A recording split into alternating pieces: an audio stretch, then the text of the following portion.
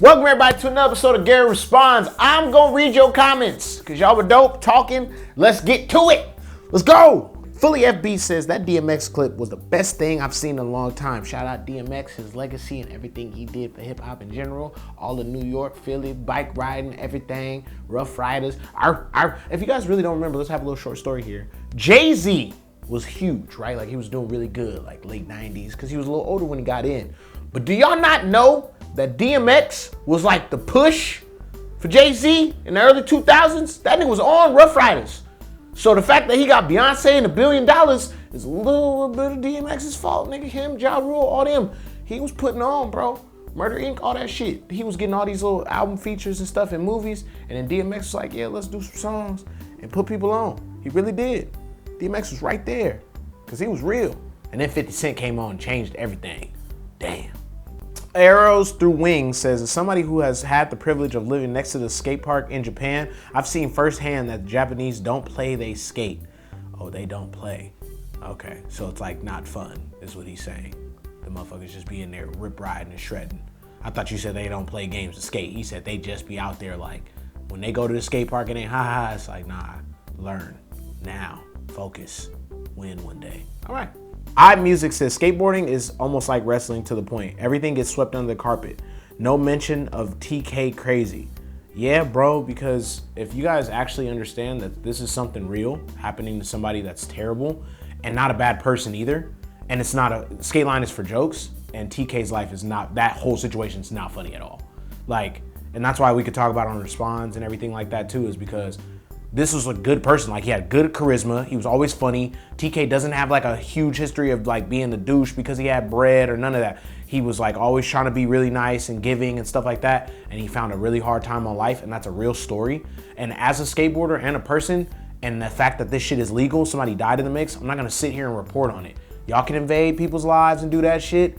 I'm not scared to. It's just not funny at all. Now if it was funny, please believe I got some jokes. TK rap songs, I roast him all the time. He wasn't the best rapper, but as far as like his actual life, like this is something that it's the destruction of a good dude, and it's terrible.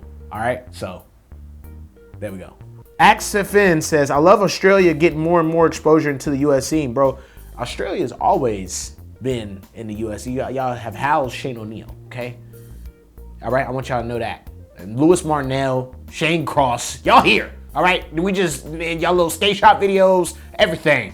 Y'all have the exposure. We got the love from us. I don't know if you just new to it or you a little younger, but y'all motherfuckers have put out beats for a long time. All right? Love Australia. Drake Felter says, random thought, but I really hope Gary makes some kind of appearance in Skate 4 when it eventually releases.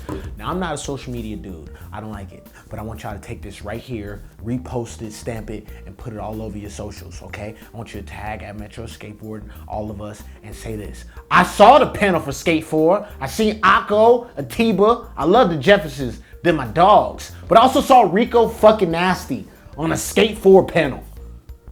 What are y'all doing? If y'all literally make this game and ruin it while skateboarding is about to take off and don't have the right voice as part of it, I'm gonna be upset, all right?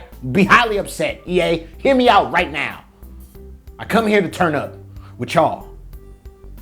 But if you want me as an enemy, I'm down for that too.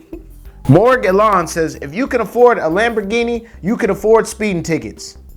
Well, yeah, but like, that's what I'm saying, son. Like, you getting it and then the police behind you every day pulling you over. I get that, all right? But you're not supposed to want to spend money on speeding tickets either. You realize it's $3 and they start talking about your license. Then you gotta go get that. Now you got fines, penalties, and your insurance is about $1,200 a month. Mr. Oh, let's do the math because I spent 6 figures. Let me just break it down for you. Hold on real quick. Put the 2 links up. I'm done with Gary Responds, but let's talk about this since you the man. I'm gonna scoot over. Look at them. You can click them. So you mean to tell me, because you have now spent $200,000 on a Lamborghini, you are now speeding. The police have now pulled you over a couple amount of times. You're like, boom, boom, 100 there, 200 there, 400 here. So now you're like $1,000 in tickets, right? You think your insurance company goes, sure, I mean, you paid the tickets, it's fine. Or do they go, this motherfucker's a hazard to his own health. We have to make sure his shit's $1,000 a month.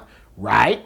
Because now you're moving like a DUI motherfucker, but you ain't never crashed. So now you are up to $12,000 a year just to have something you spent $200,000 on and the police looking at you. So you're just blowing money at that point. So you dumb. Okay, I can't wait till you win the lottery, buy that expensive ass car, get caught a couple times, have them fuck your shit up. 2 links. I'm out of there.